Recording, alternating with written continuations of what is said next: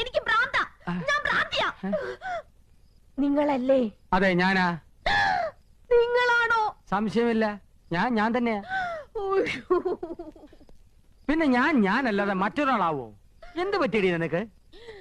പറ്റിയത് എനിക്കല്ല. ആദ്യമായി അവർ കണ്ണും കരലും കൈമാറിയത് യമുന റാണി നിങ്ങളുടെ വീട്ടിൽ അതിഥിയായി വന്ന ദിവസമാണ്.